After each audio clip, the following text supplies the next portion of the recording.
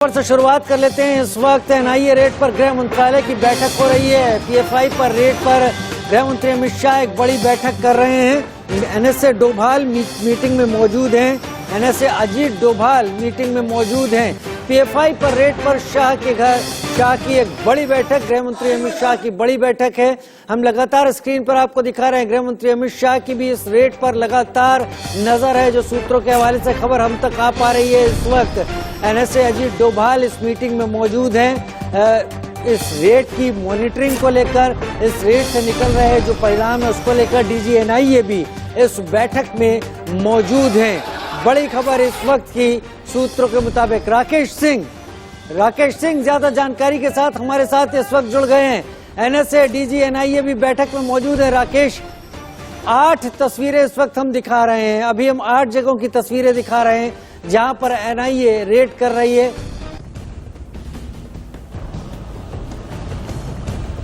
राकेश सिंह हमारे साथ। जहां तक गृह मंत्री अमित शाह के रेसिडेंस पर, गृह मंत्री अमित शाह के घर पर जो है बैठक चल रही है। मैं आपको तस्वीरें देखिए। यहाँ पर जो वरिष्ठ अधिकारी हैं, चाहे डीजी एनआईए की बात हो या केंद्रीय गृह सचिव, यहाँ इस बैठक में शामिल हैं। केंद्रीय गृह मंत्री अमित शाह के साथ बैठक चल रही है। अमूमन जो है सुरक्षा रिव्यू किया जाता है, लेकिन आज इस तरह से देर रात जो मैसिव क्रैकडाउन पीएफआई पर ईडी और एनआईए का हुआ है और डीजी एनआईए का यहाँ पहुंचना, ये साफ तौर पर दिखाता है कि पूरे मसले को लेकर ये समीक्षा की जा रही है। क्योंकि 106 पीएफआई से जुड़े लोगों की गिरफ्तारी और अब ये मंथन, ये साफ दिखाता है। क्योंकि जैसा कि मालूम है आपको कि अगस्त में एक टीम का गठन किया गया था और इस टीम की जिम्मेदारी दी गई थी कि पीएफआई को लेकर, पीएफआई के जो जुड़े हुए लोग कहां हैं मैपिंग करने के लिए आदेश दिया गया था। साथ ही साथ उसके फंडिंग को लेकर सोर्सेज कहां हैं उसका दूसरा कार्य जो कमेटी बनाई गई थी उसे दिया गया था। तीसरी प्रमुख बात जो कि पीएफआई से जुड़े हुए जो लोग घटनाओं को अंजाम दिया गया था पीएफआई द्वारा, उसको रिविजिट करना काम था। और अब उसके बाद जिस तरह से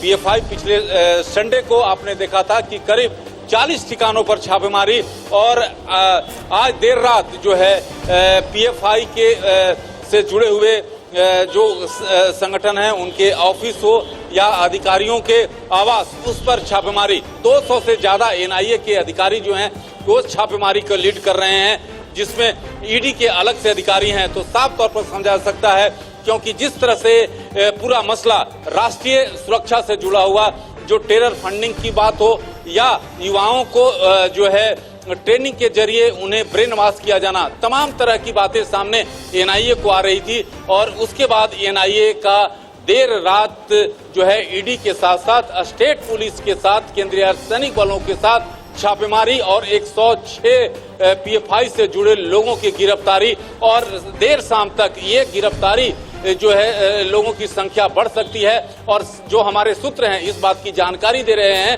कि पीएफआई से जुड़े हुए जो टॉप नेता हैं उन्हें दिल्ली के एनआईए जो हेडक्वार्टर है वहां पर उनको लाकर पूछताछ किया जा सकता है। क्योंकि जो एनआईए के जो सूत्र हैं जो ग्राउंड जीरो पर मौजूद हैं, आईटीवी नेटवर्क से एक्सक्लूसिव बातचीत में इस बात की जानकारी दी है कि कई जगहों से उन्हें इनडिस्क्रिमिनेट डॉक्यूमेंट्स मिले हैं। तो ये साफ तौर पर दिखाता है कि पहले से ही पीएफआई को बैन करने के लिए लगातार मांग की जाती रही है, लेकिन अब जिस तरह से कार्रवाई की गई है, कहीं न कहीं हमारे सूत्र इस बात की जानकारी दे रहे हैं कि आने वाले समय में पीएफआई को बैन लगाया जा सकता है। बड़ी खबर आप दे रहे हैं। अब तक पीएफआई के ऊपर बैन नहीं था, लेकिन अब आने वाले दिनों में इस पर बैन लगाया जा सकता है। हम 8 तस्वीरें लगातार अपने दर्शकों को दिखा रहे हैं। क्या जैसा आपने कहा कि शाम होते होते गिरफ्तारियों की संख्या बढ़ सकती है, क्या मैं ये भी मानूं राकेश सिंह कि शाम होते होते जो अभी 11 राज्यों से 106 लोगों को गिरफ्तार किया गया है, राज्यों की संख्या भी बढ़ सकती है और कई राज्यों में भी अब इसके साथ साथ एनआईए अपनी छापेमारी को अंजाम दे सकती है? देखिए राजू, सबसे महत्वपूर्ण बात यह है कि जो 11 राज्यों में छापेमारी चल रही है, इसके लिंक्स जिस तरह से मिलेंगे उसके बाद कार्रवाई होगी। जिस तरह से आप जानते हैं कि एनआईए की कई जगह जो है स्टेट हेडक्वार्टर है, तो वहां पर एनआईए के अधिकारी पहले से मौजूद हैं, ईडी की टीम वहां पर है।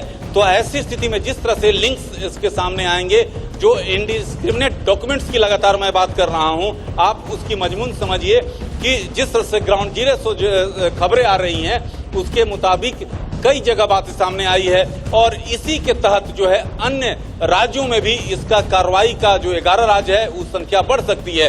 रही बात की जो एनआईए से जुड़े हुए 200 जो अधिकारी हैं इस छापेमारी में भाग ले रहे हैं, ईडी के अलग से अधिकारी हैं, केंद्रीय अर्धसैनिक बल के अलग से जवान और हैं। तो ये मेगा जो लगातार पूरे देश के जो 11 राज्यों में जो एनआईए और ईडी की छापेमारी चल रही है, इसमें संख्या में और इजाफा हो सकता है, अन्य राज्यों में इसके फैल सकते हैं। क्योंकि जैसा कि आप जानते हैं कि जो पीएफआई के तार हैं 20 राज्यों में फैले हुए हैं और झारखंड एक ऐसा राज्य है जहां पर पीएफआई पर बैन है और पीएफआई पर बैन लगाने को लेकर लगातार ये मांग उठती रही है। और ऐसे में जो मेगा क्रैकडाउन हुआ है उससे ये साफ हो गया है कि ये जल्दी जो है पीएफआई पर बैन लगाया जा सकता है। पूरे मसले को लेकर गृह मंत्रालय जो है मॉनिटरिंग कर रही है। और मेरे पीछे आप यहाँ पर देखिए कि जो मीटिंग है वो लगातार जारी है और ये काफिला देखिए, जो अधिकारियों के जो काफिला है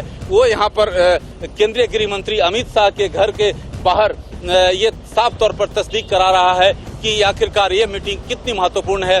क्योंकि जिस तरह से पीएफआई पर लगातार जो छापेमारी चल रही है, लगातार जो संडे को ही पिछले रविवार को भी जिस तरह से आपने देखा था कि करीब 40 ठिकानों पर पीएफआई के खिलाफ जो है छापेमारी की गई थी। तो ये तमाम चीजें हैं जो ग्राउंड जीरो से जो हमारे सूत्र हैं इस बात की जानकारी दे रहे हैं। रौनिक दत्ता वहां से रहे हैं वो पीएफआई के लिए शुभ संकेत नहीं है। बने रहिए हमारे साथ। रैनिक दत्ता भी हमारे साथ इस वक्त जुड़े हुए हैं कोलकाता और उसके आसपास जो छापेमारी चल रही है। रैनिक, इस वक्त का ताजा अपडेट क्या है? अलग अलग जगहों पर एनआईए ने पूरी तैयारी के साथ छापेमारी की है, लेकिन वहां पर क्या इस वक्त खबरें निकल कर आ रही हैं कोलकाता से?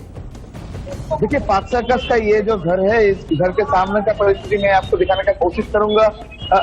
इधर अभी सेंट्रल फोर्स मौजूद है और ये जो घर है पॉपुलर फ्रंट का बैनर लगा हुआ, ये जो घर, इस घर में ही एनआईए का छापामारी चल रहा है।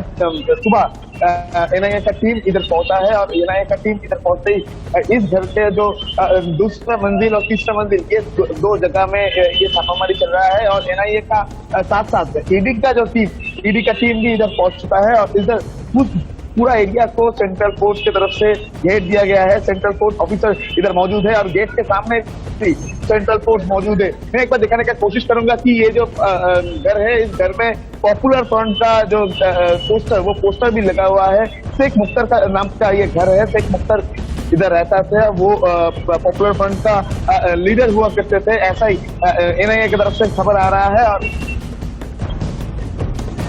जी बनाए रखिएगा, आगे छापेमारी की कार्रवाई में जो भी अपडेट होगा आपके जरिए दर्शकों तक हम पहुंचाएंगे। एक बहुत छोटा सा ब्रेक यहां पर ले रहे हैं, लौटेंगे।